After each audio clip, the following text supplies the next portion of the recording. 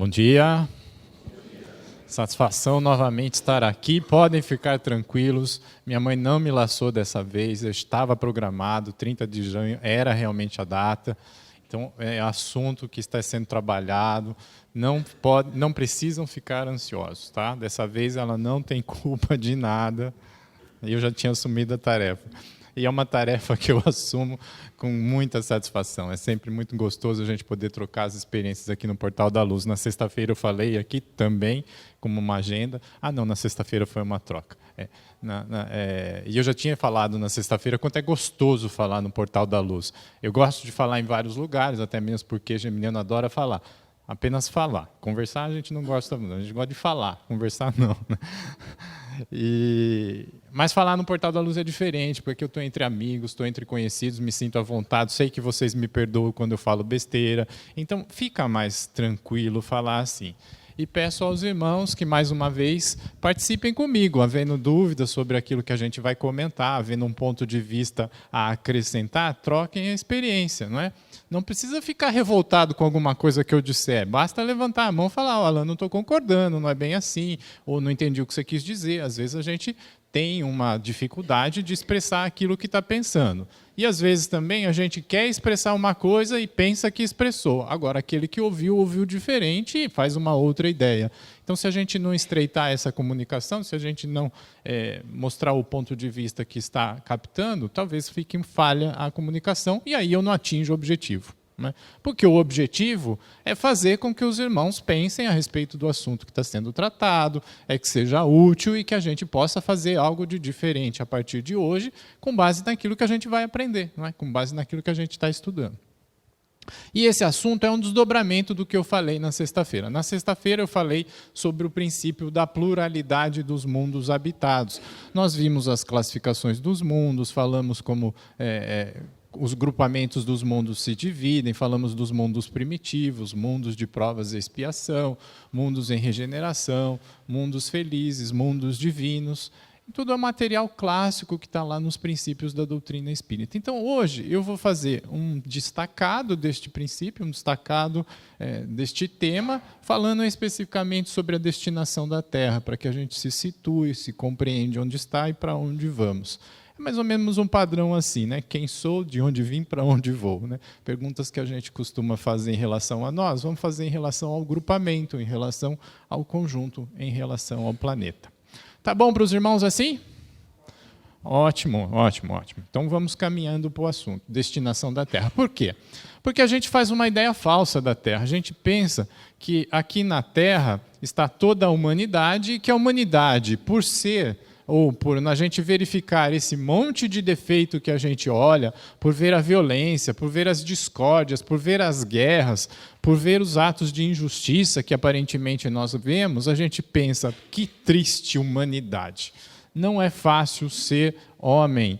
Os bichos, sim, que têm razão. Os bichos são mais humanos do que os humanos. E esse é um sentimento generalizado que acaba se propagando, fica no ar, e a gente não se dá conta, às vezes, que está repetindo alguma coisa sem parar para pensar. E o Kardec já tinha observado isso. Ele tinha feito uma redação, tinha feito uma dissertação no capítulo 3 do Evangelho segundo o Espiritismo, onde ele deu esse título, Destinação da Terra. E ele, abordando o tema, coloca de uma forma muito, muito bem colocada, da seguinte forma. É preciso considerar que sobre a Terra não se vê a humanidade. Não se vê a humanidade, mas apenas uma pequena fração da humanidade.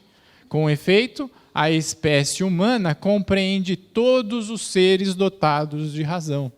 Conceito. O que é a espécie humana? Todos os seres dotados de razão.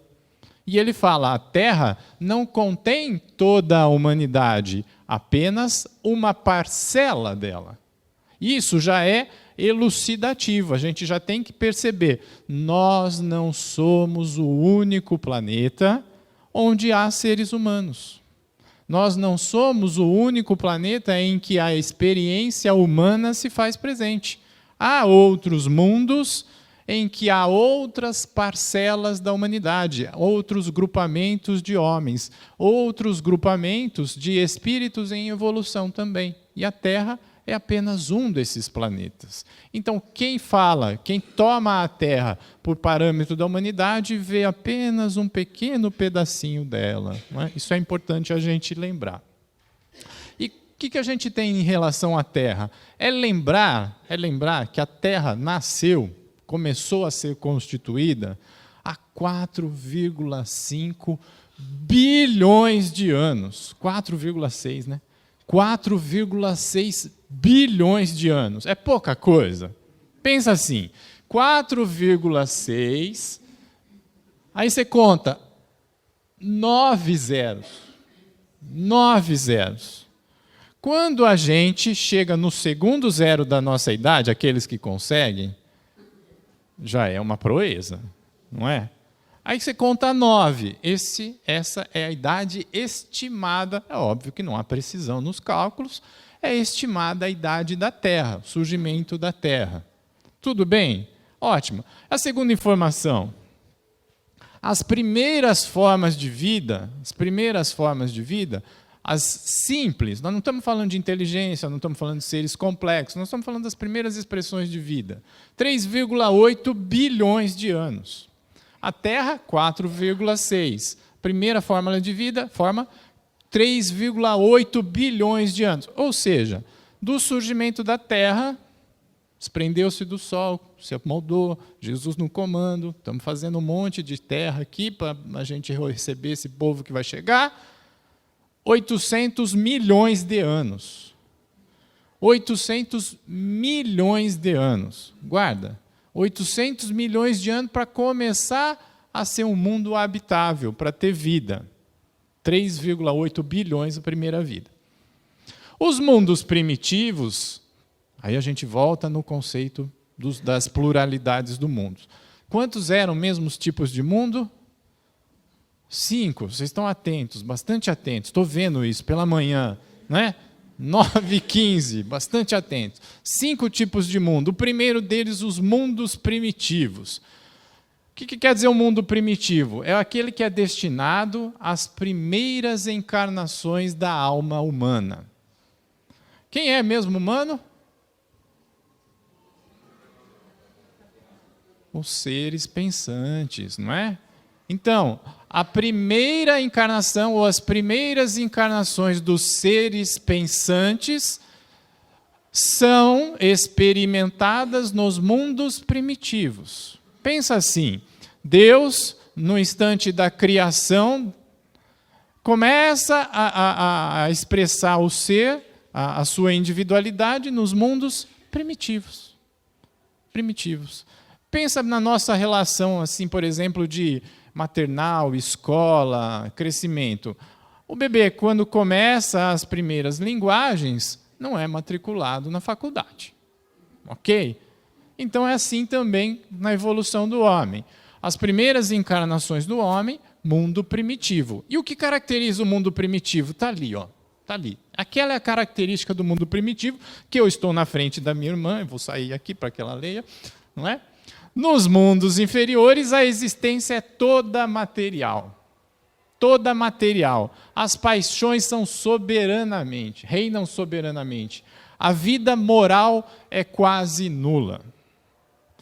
Mundos primitivos, primeira destinação da alma, vivência material. Nós somos literalmente aprisionados pela matéria. O corpo é denso de tal forma que a alma se sujeita às necessidades da matéria. Quais necessidades da matéria? Todas. Todas. Não é? Lembra do homem da caverna? Lembram do homem da caverna? O que o homem da caverna faz? Caça. Foge do bicho. Ou corre atrás do bicho, ou corre fugindo do bicho. Não é? Para comer ou para se proteger? Quando está com frio, entra na caverna. Quando está com calor, sai da caverna. Essa é a vida complexa do homem. Atende às suas necessidades. Está com fome, está com fome. Está com sede, está com sede. Essa é a necessidade. Qual é o objetivo de vida do homem? Das cavernas. Sobreviver. Sobreviver. Atender às necessidades do corpo. Atender às necessidades do corpo. Comer, beber, dormir, proteger-se na medida do possível. Esse é o mundo primitivo. Aí eu peguei um texto que está na internet, básico da científica, Wikipédia, é simples, para a gente ter uma ideia, fazer os paralelos entre o conhecimento comum, científico, e o conhecimento da doutrina espírita, e vamos ver se a gente está caminhando junto. Aí está lá escrito, os humanos anatomicamente modernos têm seu primeiro registro fóssil na África, há cerca de 195 mil anos. E os estudos de biologia molecular dão provas de que o tempo aproximado da divergência ancestral comum de todas as populações humanas é 200 mil anos atrás. 200 mil anos atrás. Então, o que a ciência, as pesquisas estão descobrindo, estão definindo como conceito válido? As primeiras expressões modernas do homem. O que caracteriza o homem, o ser humano, na ciência? A classificação atual nossa, biológica, é Homo sapiens sapiens. Então, nós somos uma subdivisão do Homem sapiens. O Homem sapiens tem lá 3 classificações, a nossa é a sapiens sapiens. É o homem que pensa. É o homem que pensa. Não é o homem que apenas vive, é o homem que começa a pensar. Ele começa a se reconhecer como homem, começa a ver o outro homem, começa a ver que há algo de diferente. O que caracteriza mesmo o mundo primitivo? O que caracteriza? Predominância da matéria é o mundo destinado às primeiras encarnações da alma. E o que era mesmo o conceito do homem? A humanidade tem razão, não é? Logo, 200 mil anos atrás, poderia-se dizer o quê? A Terra era um mundo primitivo. A Terra era um mundo primitivo. A Terra tem 4,6 bilhões de anos. A vida começa a surgir com 3,8 bilhões de anos. Mas o homem aparece na Terra há apenas 200 mil anos. 200 mil anos. A Terra, há 200 mil anos, era, portanto, um mundo primitivo. Um mundo primitivo. Caminhando no conhecimento científico, nós vamos aprender lá. Ah, esqueci de mostrar. Imagem de vovô. Imagem de vovô, não é? Digno representante do Homo sapiens. Digno representante especulativo do Homem sapiens. Tem a idade aproximada, 200 mil anos. Vejam as feições humanas, portanto, humanas, mas rudes, sem grandes belezas, ainda coberto de pelos. Não é? Está bem pertinho da matéria, bem pertinho do reino animal. Não é? Mas ainda, já as feições humanas. Pode ter sido qualquer um de nós. Olha lá, a Terra recebe uma parcela da humanidade em primeira experiência encarnatória há 200 mil anos, era um mundo primitivo, aquilo que nós falamos. Caminhando então no conceito, há 10 mil anos, o homem surgiu há 200 mil, ainda na ciência. Há 10 mil anos, a maioria dos seres humanos vivia como caçadores-coletores, em pequenos grupos nômades. Então, de 200 mil até 10 mil, são 190 mil anos, o homem está como? Primitivo. Caçando, comendo, colhendo. Ele está nômade. Caço os bichos que tem aqui, os bichos acabaram, eu vou para outra região. Caço os bichos de lá, como as plantas de lá, acabou, eu vou na outra. E assim ele está nômade. Os bichos aqui são mais fortes do que eu vou para outro lugar. Porque aqui eu não dou conta de ficar, eu fujo para outro lugar. É assim a experiência humana nos mundos primitivos, primeiras encarnações da alma. O advento da agricultura inteligência começa a funcionar, levou à Revolução Neolítica, quando o acesso a grandes quantidades de alimentos levou à formação de assentamentos humanos permanentes, à domesticação dos animais e à utilização de instrumentos metálicos. A agricultura incentivou o comércio e a cooperação, resultando em sociedades complexas. A partir do momento que a gente percebeu que aquele caroço que a gente comia, quando caía no chão, dava origem a uma outra planta que depois ia dar outros frutos, a gente imaginou em algum instante iluminado, uau, e se eu, em vez de ficar correndo atrás das plantas, começar a ficar plantando aqui? Isso se chama agricultura, e não é que deu certo?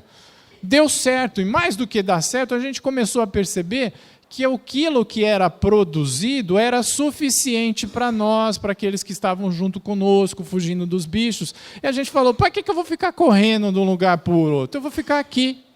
Tem sombra, tem água fresca, tem essa plantinha aqui, os bichinhos aqui não estão muito violentos. Vamos ficar por aqui. Começou a surgir as primeiras sociedades, os primeiros grupamentos de pessoas. 10 mil anos. 10 mil anos as primeiras sociedades. Caminhando no conceito.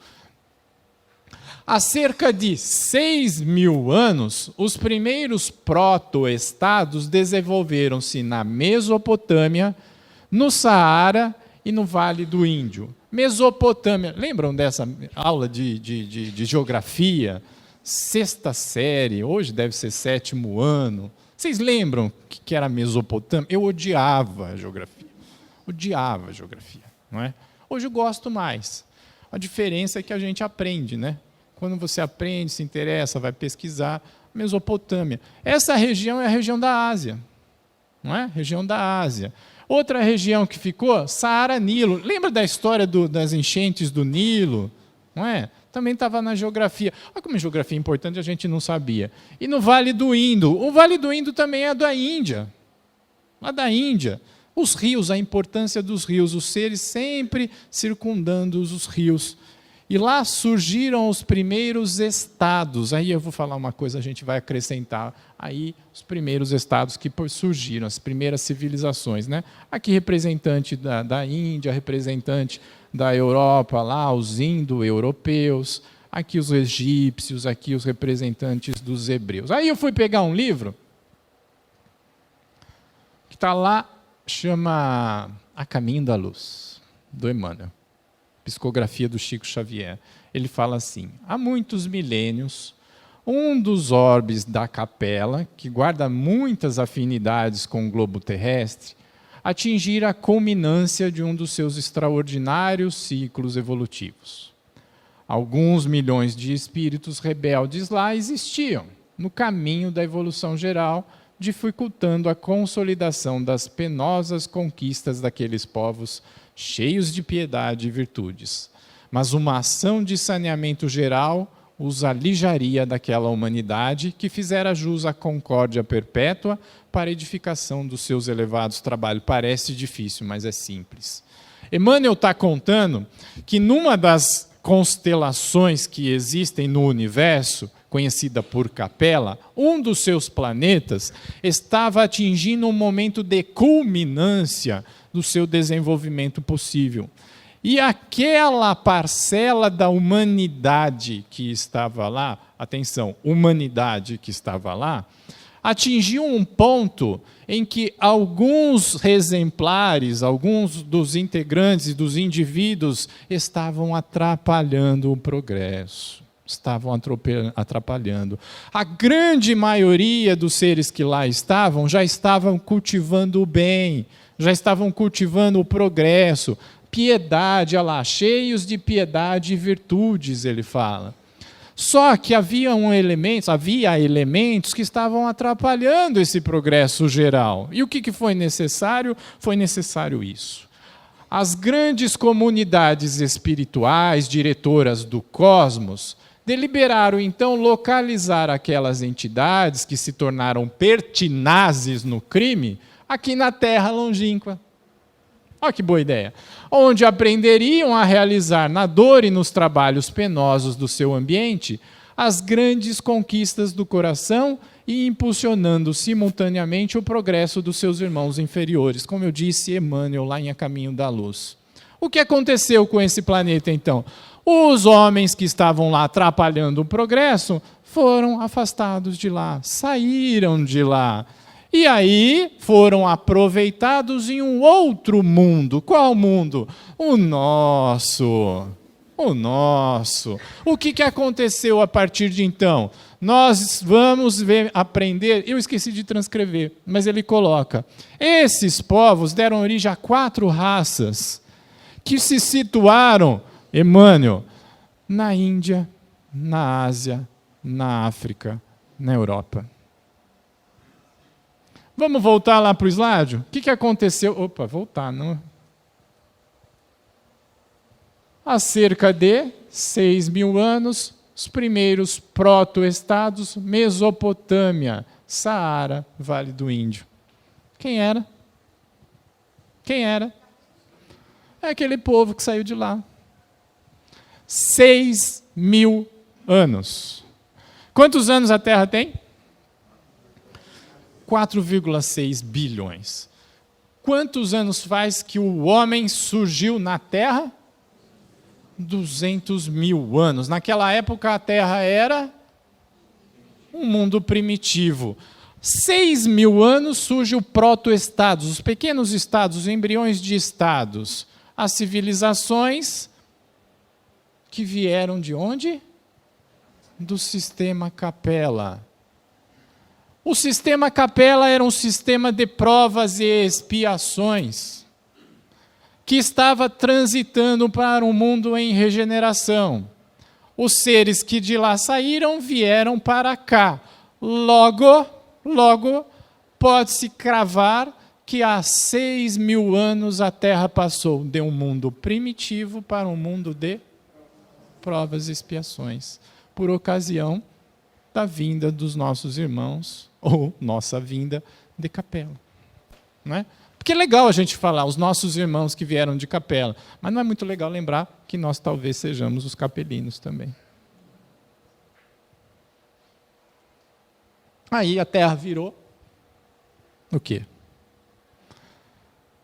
Virou um presídio. Virou um presídio. Para quem? Para aqueles nossos irmãos que vieram, nós que viemos de Capella. Aí nós vamos pegar de novo lá no capítulo 3º. Pois bem, é a continuação daquele primeiro slide. Kardec fazendo, faria uma figura errada da humanidade quem supusesse que a Terra compõe todo mundo. Pois bem, que se figure a Terra como sendo um subúrbio, um hospital, uma penitenciária, uma região insalubre, porque ela é, ao mesmo tempo, tudo isso. E se compreenderá por que as aflições dominam sobre as alegrias, pois não se enviam a um hospital as pessoas sadias, nem às casas de correção aqueles que não fizeram o mal. E nem os hospitais, nem as casas de correção são lugares de prazeres. Portanto, meus queridos, eis a nossa terra. É o quê?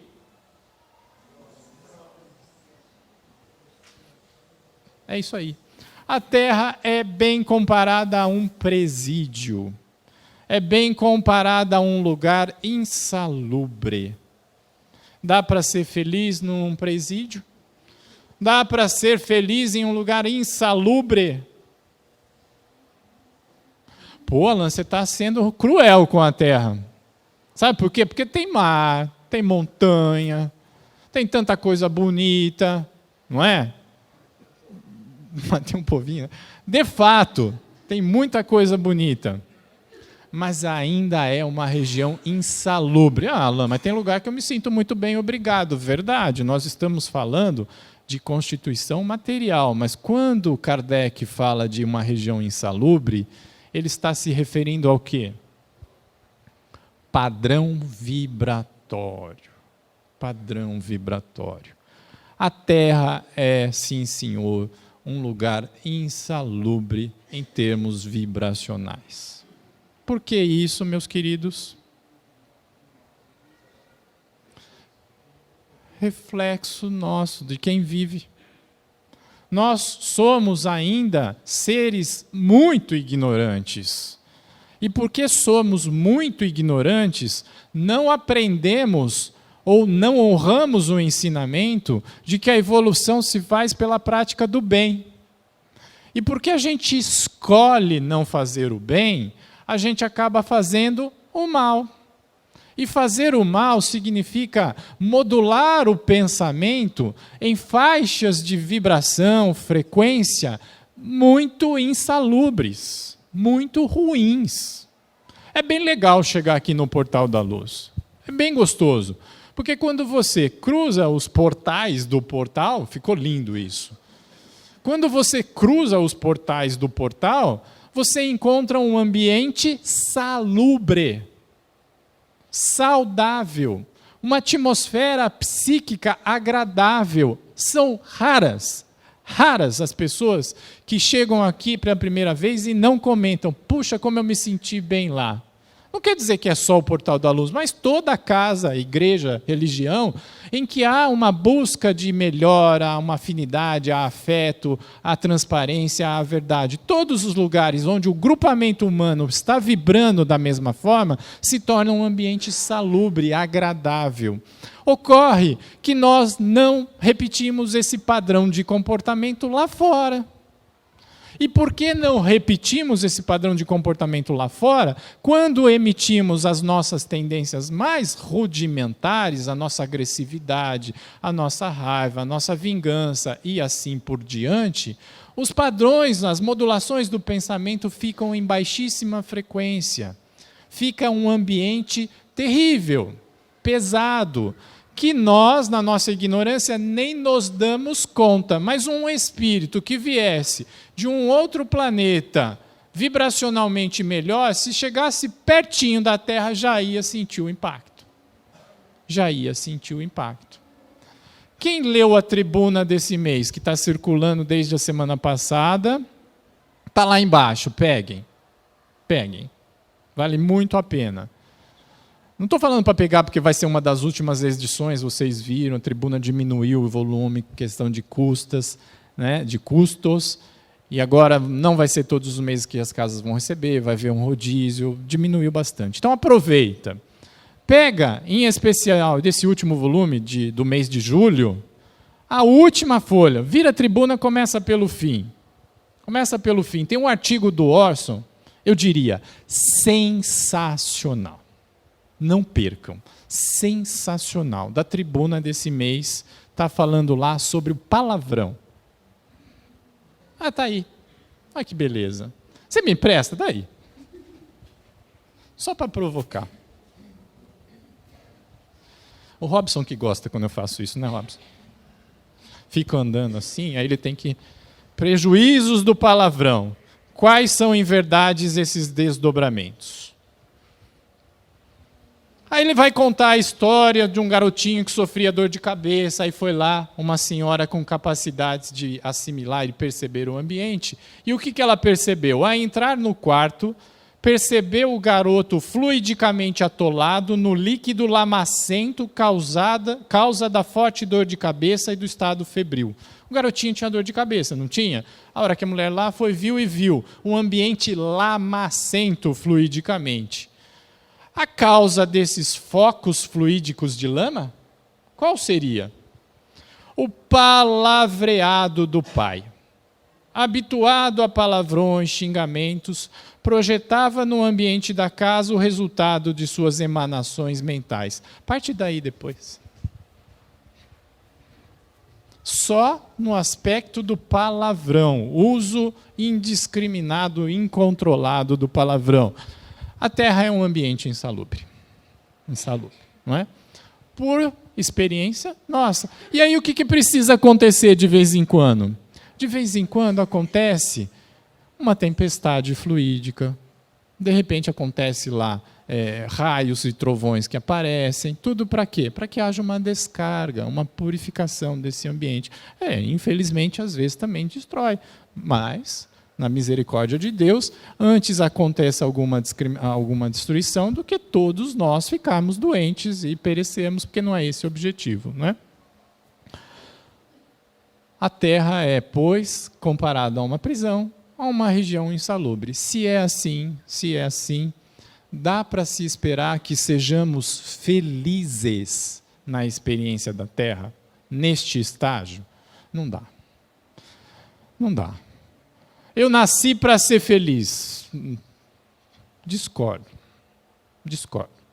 Você nasceu para aproveitar as experiências encarnatórias com a melhor facilidade que seja disponível, mas com grande grau de aproveitamento, objetivando a sua evolução moral e o seu progresso e a sua contribuição para que os seus irmãos, a quem você é solidariamente relacionado, também progridam.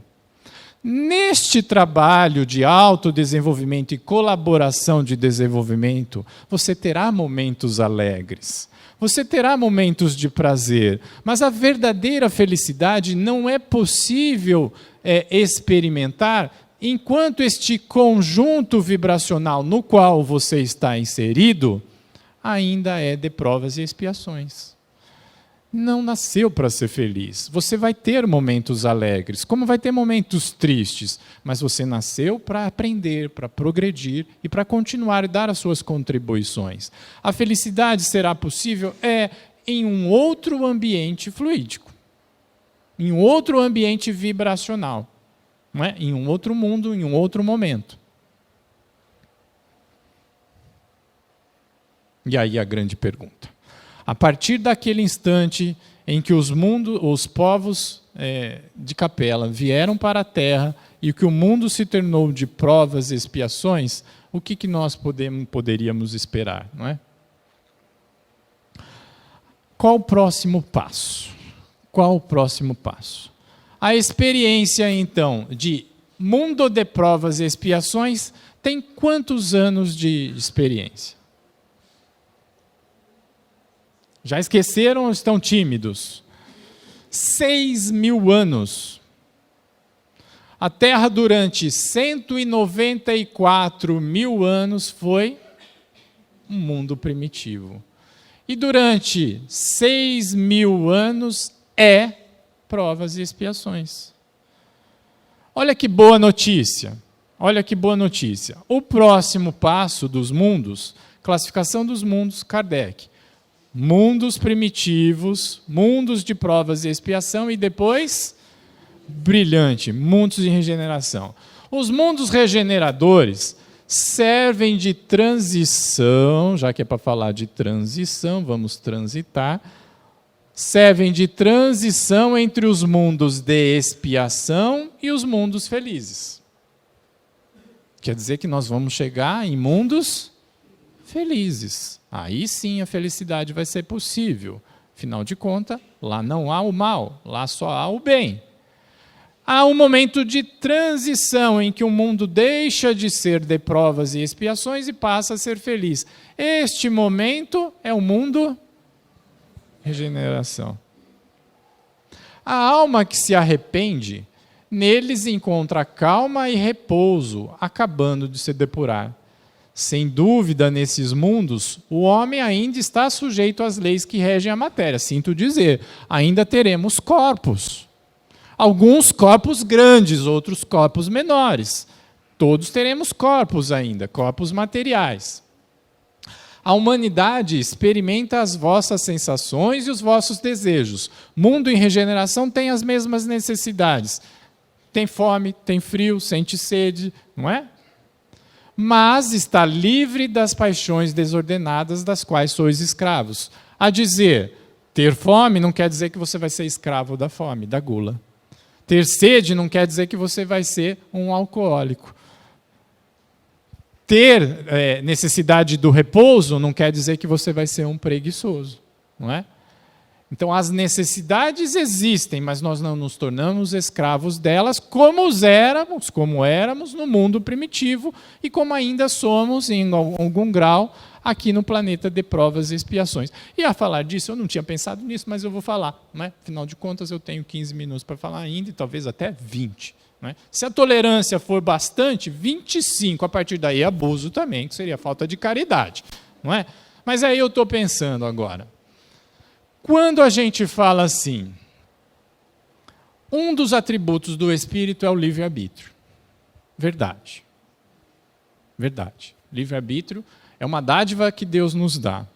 Isso quer dizer o quê? Livre-arbítrio. Vamos lá, conceito de liberdade, usual. O que os irmãos têm essa referência? O que vem a ser liberdade? Direito de escolher. O que mais? Fazer o que fizer, adoro essa. Mas já tem bastante, não é? Direito de escolher, fazer o que quiser. Normalmente, quais são as nossas escolhas quando se fala de liberdade? Sejam sinceros. Normalmente a gente escolhe não fazer nada.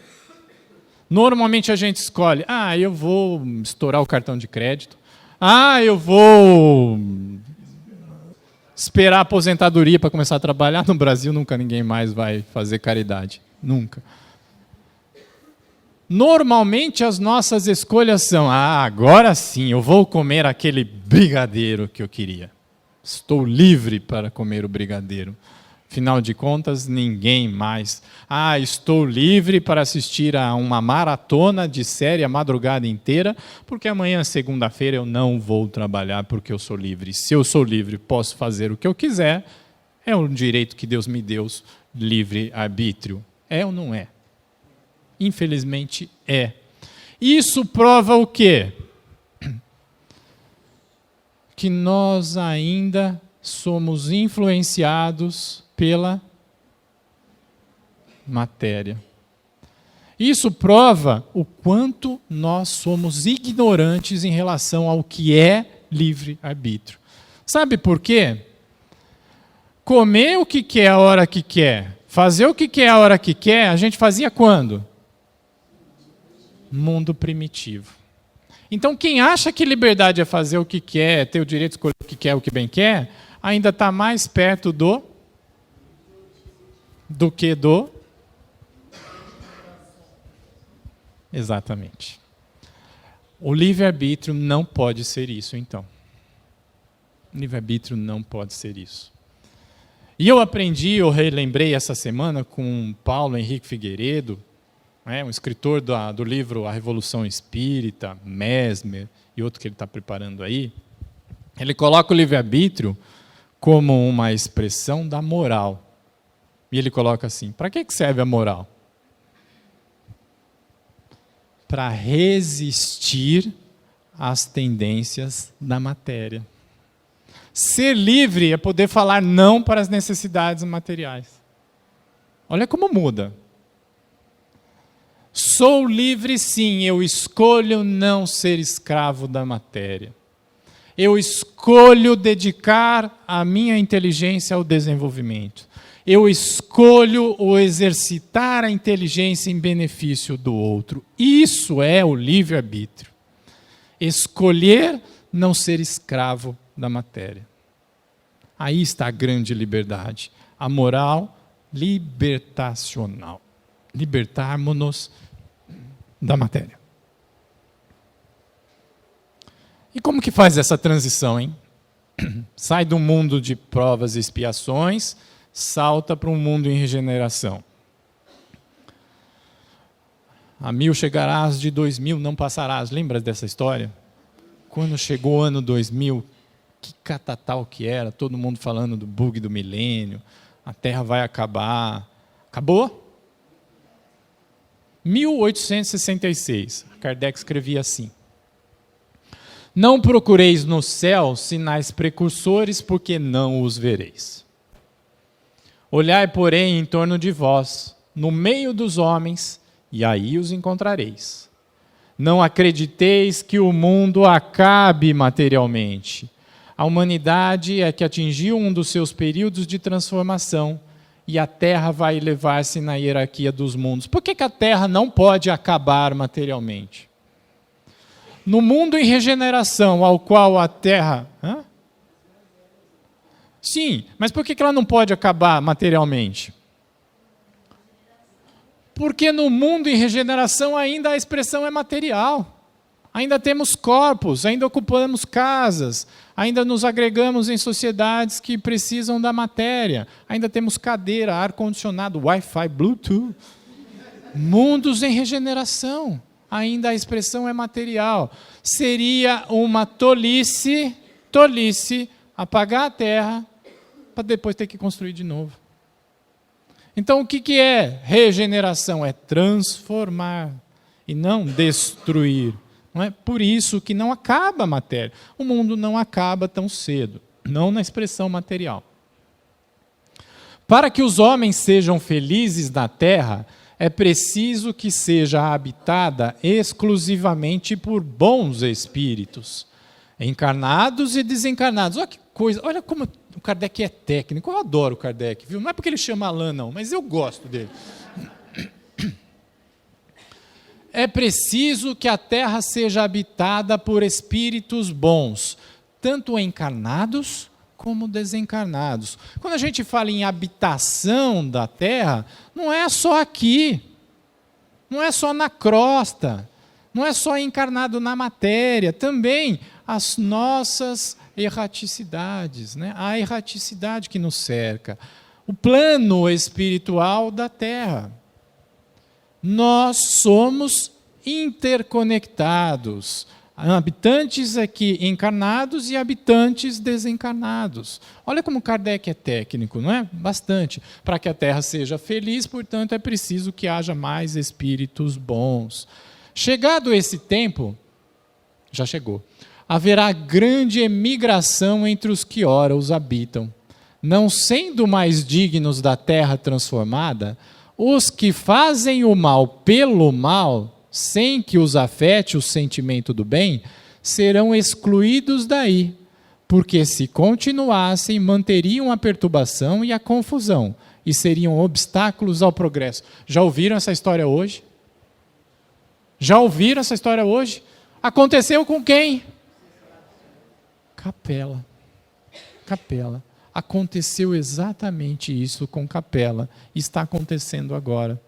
Essa transição é necessária. Puxa, qual foi a solução que os gestores do Cosmo deram?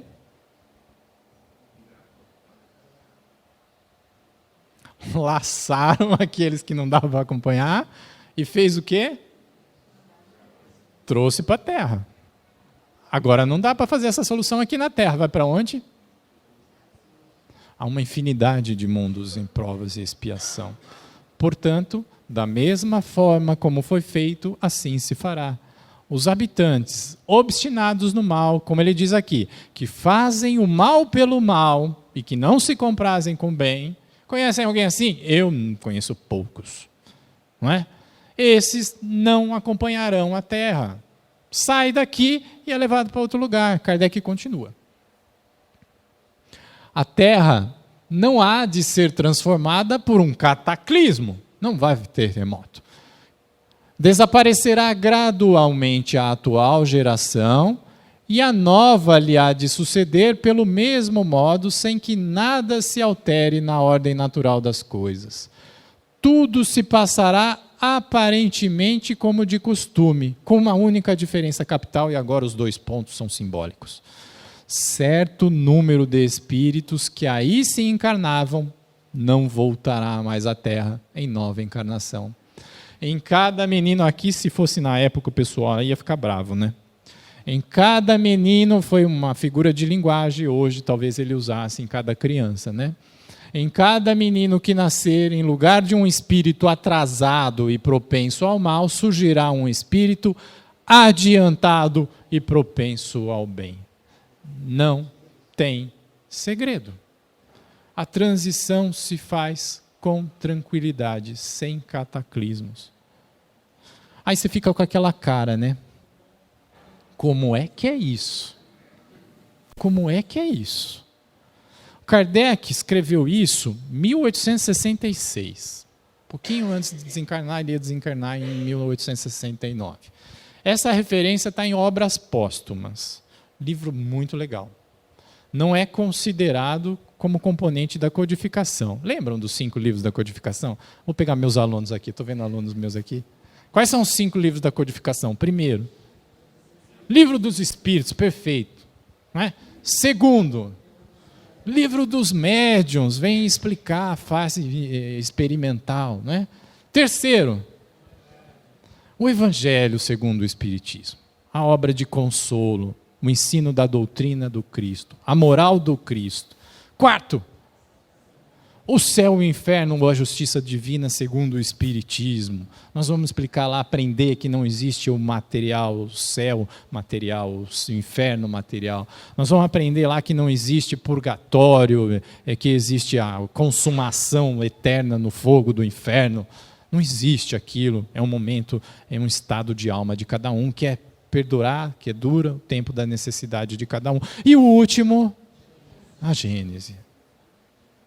Entre 1857 e 1868, 5 livros fantásticos que compõem a doutrina espírita em seus fundamentos. Depois seria complementada pelas obras que até hoje são aí trazidas.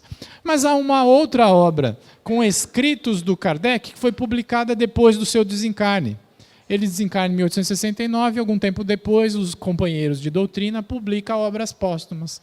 Alguns textos, até então inéditos, do Kardec estão lá colocados, e esse é um deles. Uma obra muito legal de se ler. Né? Tem fatos muito curiosos, eu não vou falar todos, porque senão fica... Mas como que acontece essa transição? Será que o Kardec não estava errado? 1866? Está demorando um pouco, não está, não? Não está demorando um pouco? Pois é. Quanto tempo a gente ficou como prova o mundo primitivo? 194 mil anos. Quanto tempo como provas e expiações? 6.000 anos. Quando que Kardec escreveu isso? 1866. 154 anos? 164 anos. É pouca coisa, não é não? Perto de 6.000, perto de 194. Quantos anos a Terra tem? 4,6 bilhões. O que é 164 anos? Nada. O que serão 200 anos?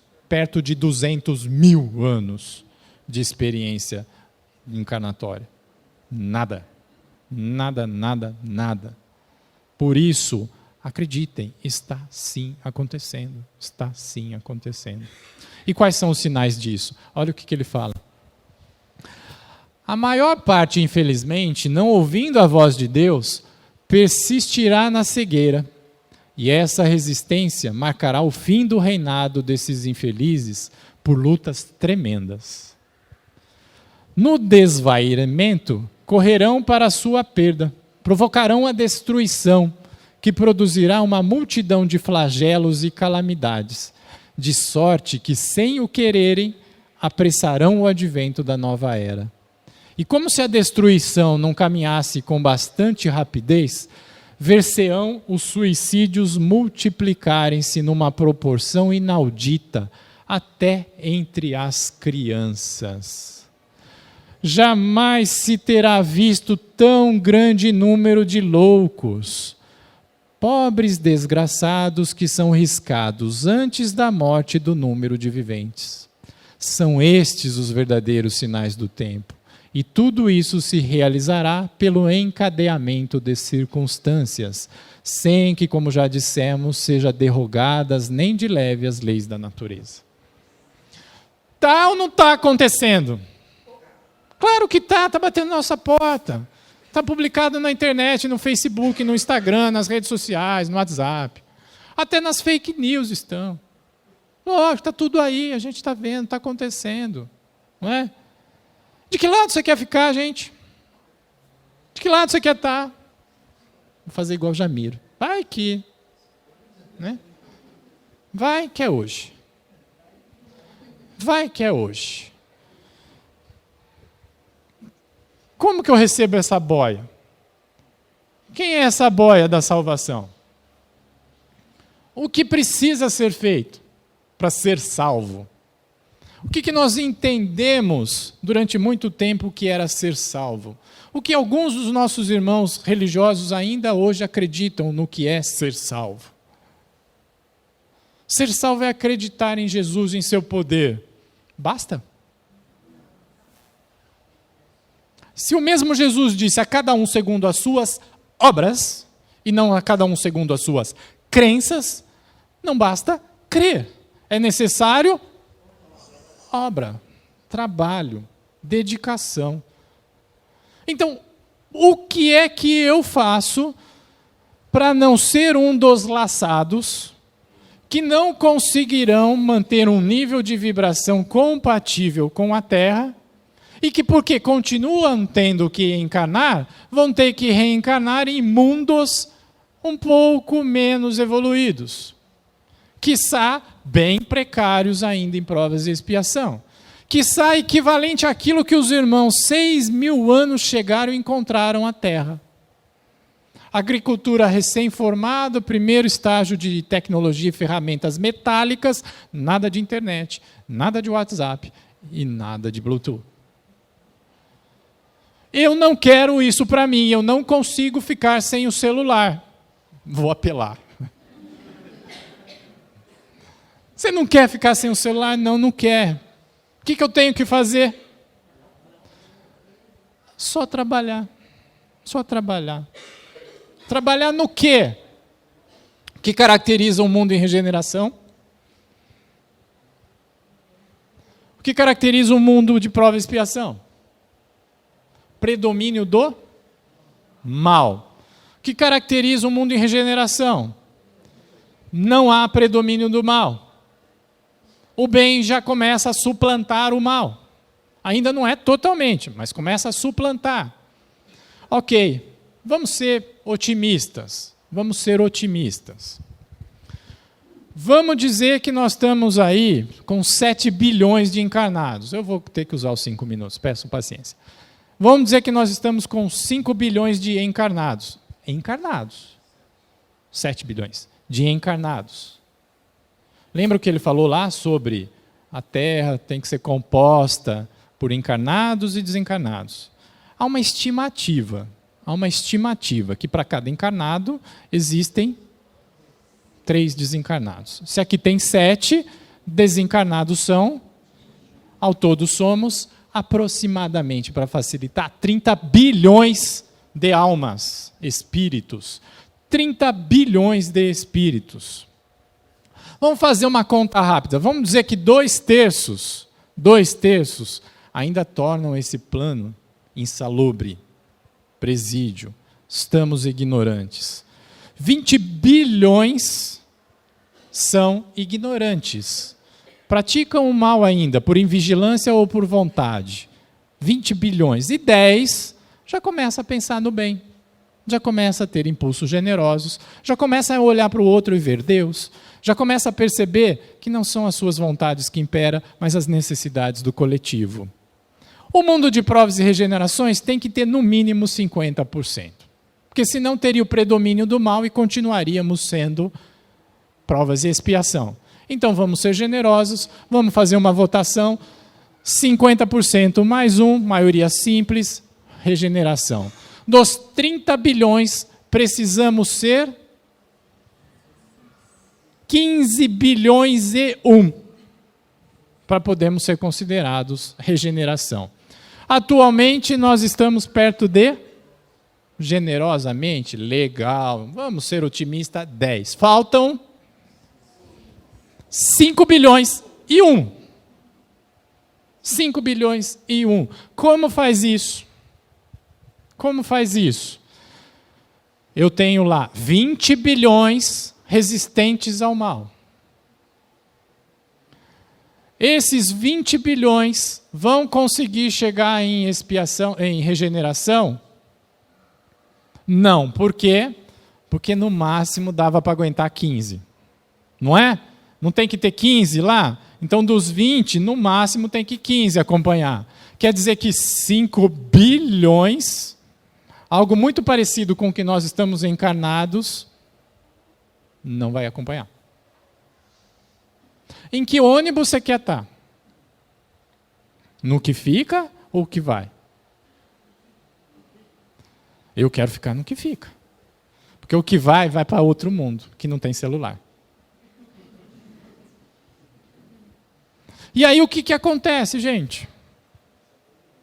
Para que isso seja possível, temos que transformar as nossas habitualidades, os nossos hábitos em condutas do bem.